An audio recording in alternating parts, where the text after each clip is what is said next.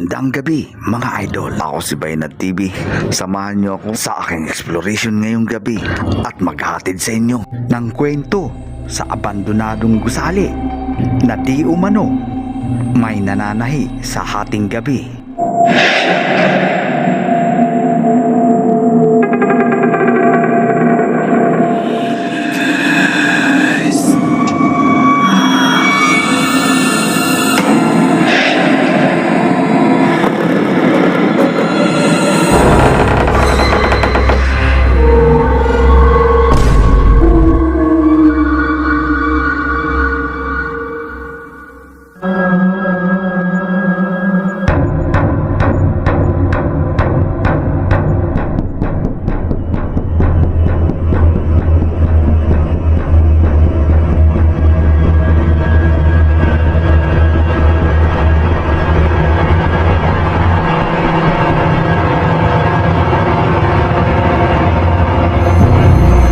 Balls natin.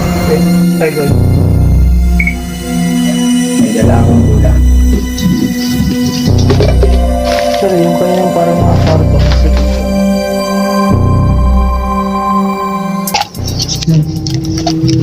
Super load.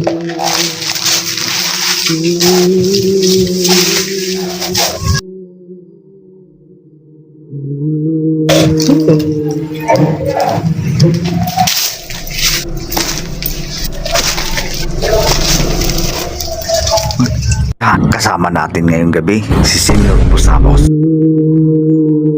Yung namatay ay hindi na siya makakabalik dito sa mundo ng mga buhay. Pero yung masamang espiritu ay naniniwala tayo diyan kasi kahit ang Panginoong Jesucristo ay nagpalayas ng masamang espiritu. So yun, pakikiramdaman natin sa building na ito kung totoo bang may purposes dito. Suportahan natin yan mga idol. So tara, let's go!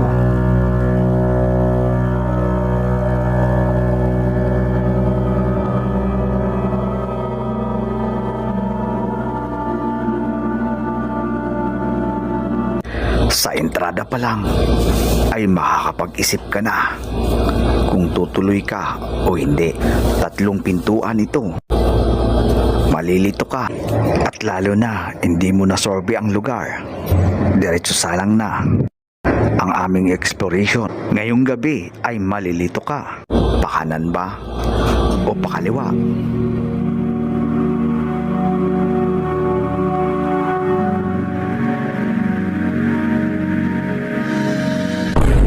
Tuloy ako sa aking paghakbang sa gawing banyo. Makikita at mapapansin mo ang toilet nila ay halatang hindi ginagamit at inabandon na ng mahabang panahon.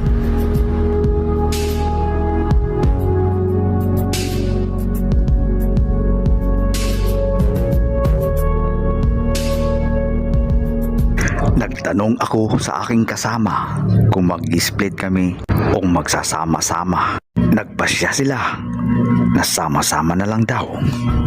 Pinangunahan ko na ang pagpasok namin.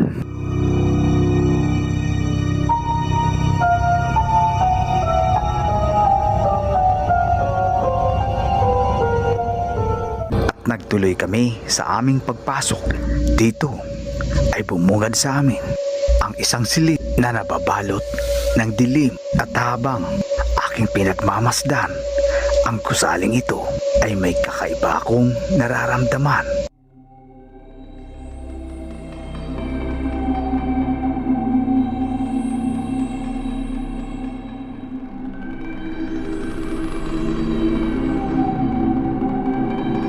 At dito ay aming napansin na may maliliit pala na silid tulugan.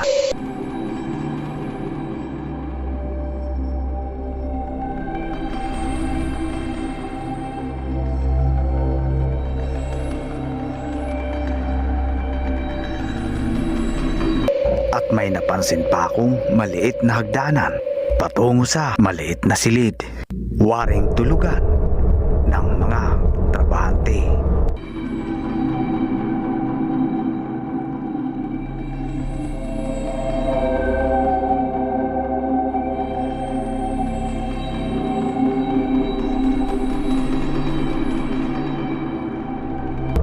sinilip ko ito. At mayroon na naman akong naramdaman na kakaiba.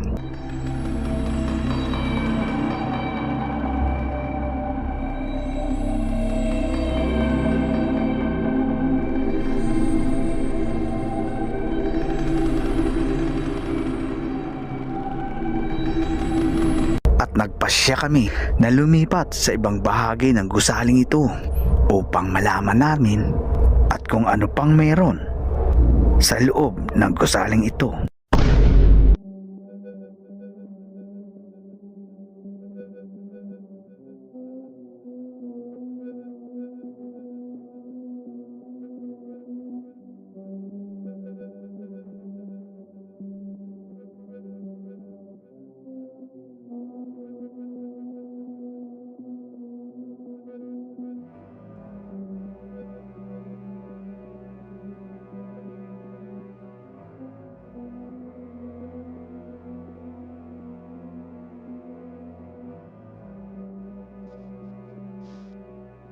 At paglabas namin upang tunguhin ang ibang bahagi ng gusaling ito, lingid sa aking kaalaman ay nakakaramdam na rin pala ang aking mga kasama ng kakaibang kaba at takot. Bigla na naman akong kinilabutan.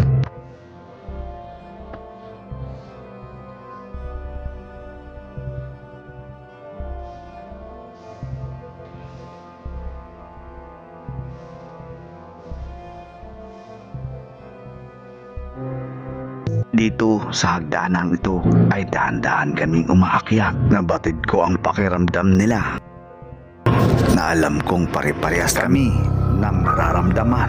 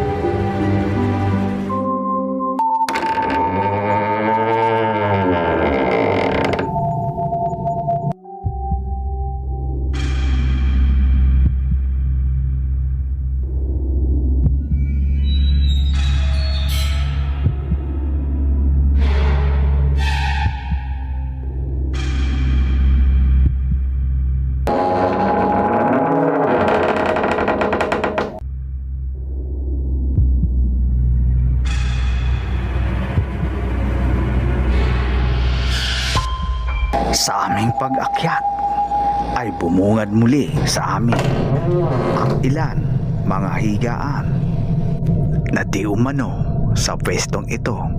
Ayon sa kwento ay may isang trabahante na nabuses.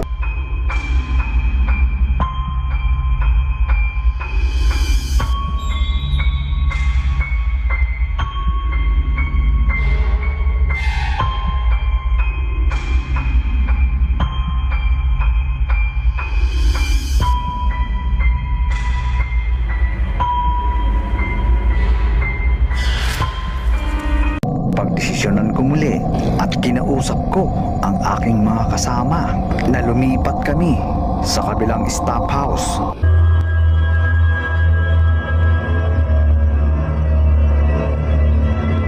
Malapit lang ang kabilang kwarto, hindi na kalayuan. Ito pa ang sabi-sabi dito ay madalas daw may nagpapakita.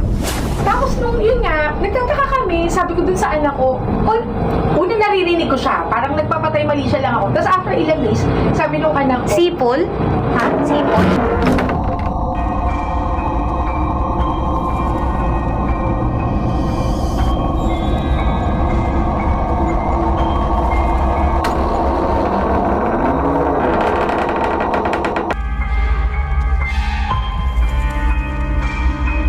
So guys, alam niyo ang pag nandito ka sa loob, makaramdam ka na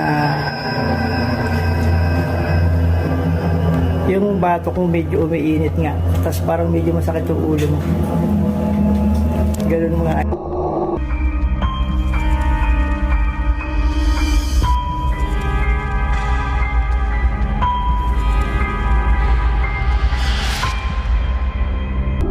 Inikot-ikot ko muli ang aking paningin bago ako magdesisyon na pasukin ang isang kwarto.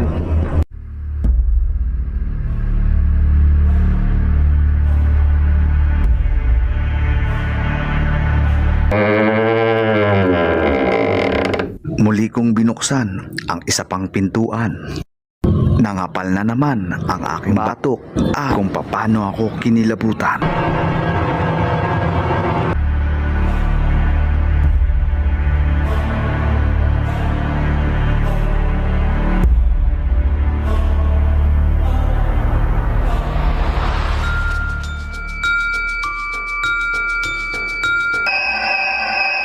Kaya sumabit sa aking isipan ang paalala na mayroon daw na pusis dito at nagpapakita.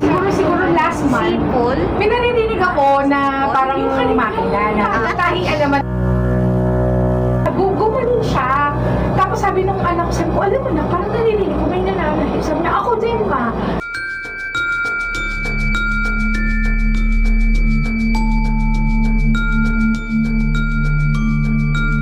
Kaya minabuti kong mag-sit up ng gusbol at mag-iwan ng bula dito sa lapag kung totoo nga ba ang multo at ligaw na kaluluwa.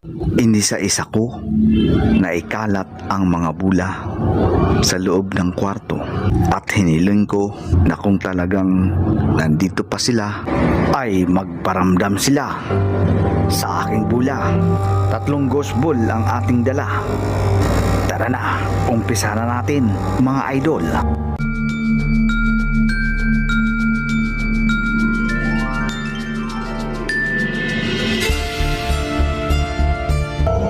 Nagsimula akong maglapag ng bula. Ang pangalawa ay dito sa isang papag.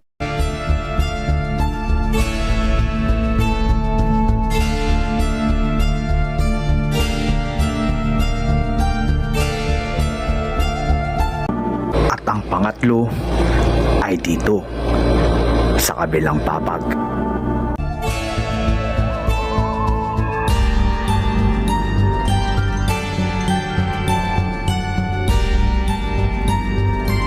Nagpasya kaming pasukin at pinagpatuloy lang namin ang pag-iikot sa loob ng gusaling ito habang iniwan ko nakalapag ang aming mga gusbol at uminom ng tubig dahil pakiramdam ko ay natutuyuan ako at nangihina. Mga ilang sandali lang mga idol, tumuloy na kami sa pinakaloob na di umano ay isang malawak na patahian.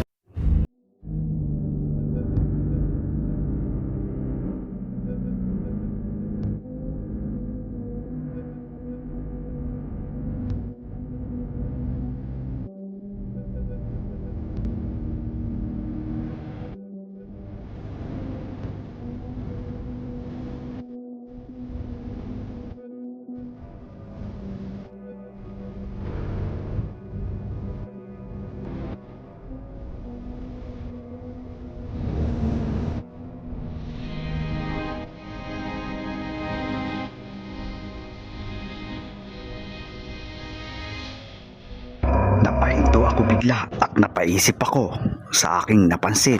Dali-dali akong bumalik dahil inisip ko ang aking mga kasama ay nasa hulihan pa.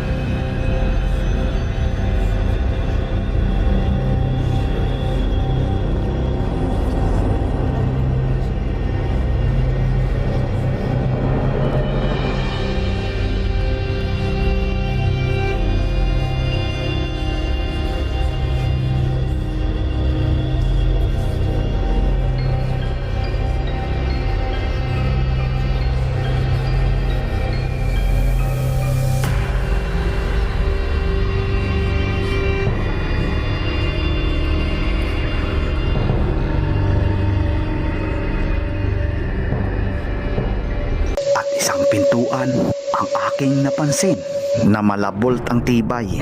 Nilapitan ko ito at trinay kong buksan. Subalit bigo tayo, mga idol. Tumalikod na lang ako at hinarap ko ang aking mga kasama at naalala ko bigla ang bula na iniwan ko sa kabilang kwarto at nagpaalam ako sa kanila na kukunin ko muna. At nang makabalik na ako sa silid kung saan ko iniwan ang mga bula, nakaramdam ako ng pagkahilo at parang nakapasan. Kaya dali-dali akong lumabas.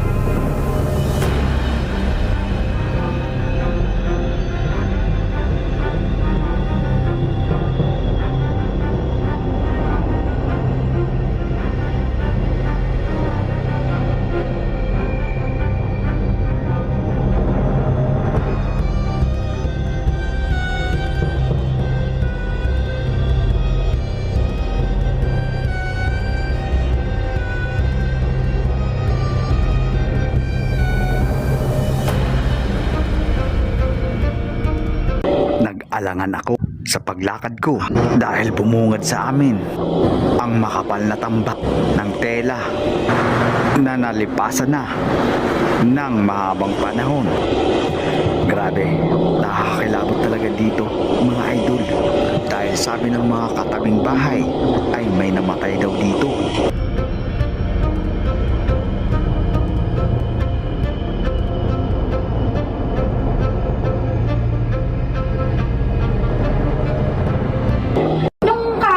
Sumisipol. Hapon yun. Oo, Kahapon lang. yun. Oo.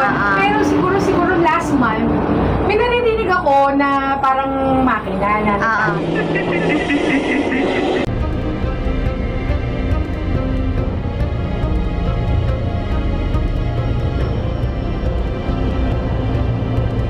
Ay mapapansin natin kung gaano nakatagal ang building na ito.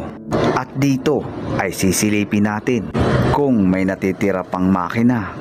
Dahil ayon sa mga kalapit nito ay may naririnig sila na gumaganang makina na tila may nananahi. Ngunit wala namang ni isang makina kaming nakita at nagpatuloy kami sa aming pag-iikot. At aking napansin ang sira-sirang kisame na patulot na bumabagsak dahil sa kalumaan. Mayroon pa akong napansin na tila may nagmamasid sa amin, ngunit hindi ko sinabi sa aking mga kasama.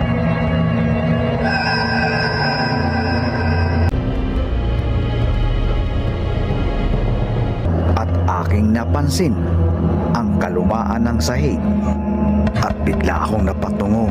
Pagsilip ko, diretso sa baba, butas pala ang daraanan ko. Maging si Senyor Busabos, napansin ko tila may nakita.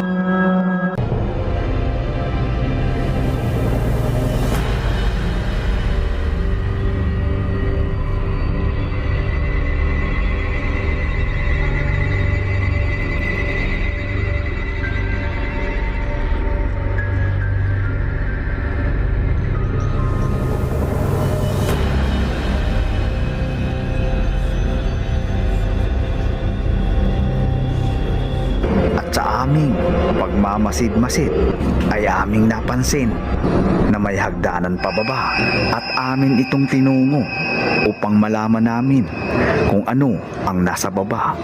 Ngunit sa aming pagbaba ay may naramdaman akong kakaiba at lingid sa aking kaalaman ay ganun din pala ang aking mga kasama.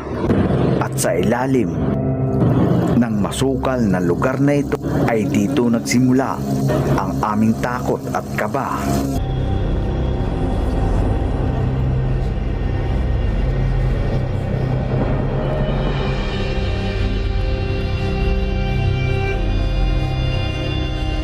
Yung balls natin, idol.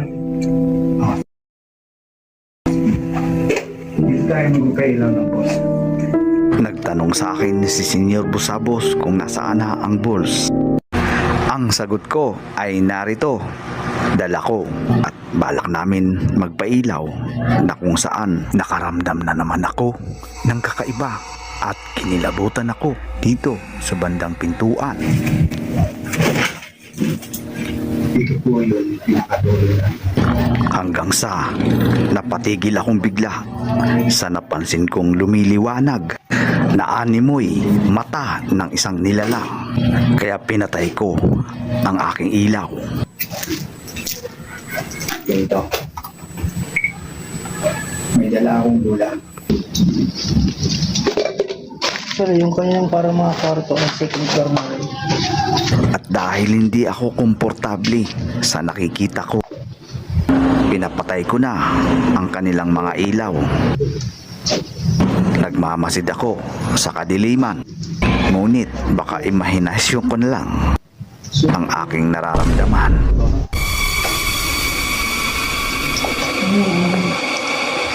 Ayun na, second floor dito.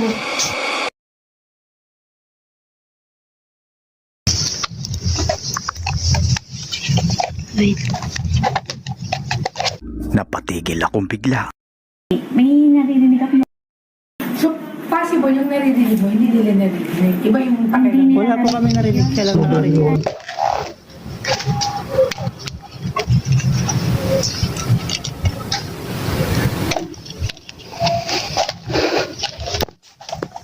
So, explore natin.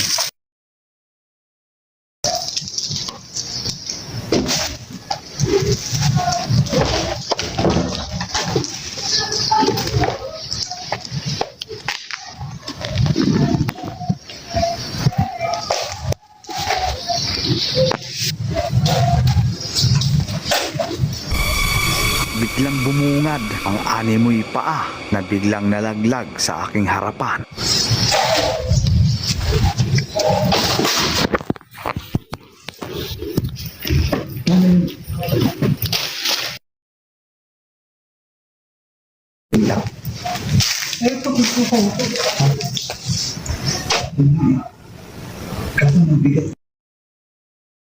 Makuha natin yun. Sandali, kuha natin.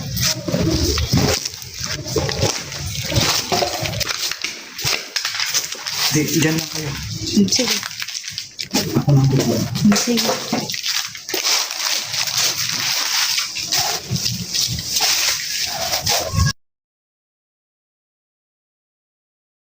Ito.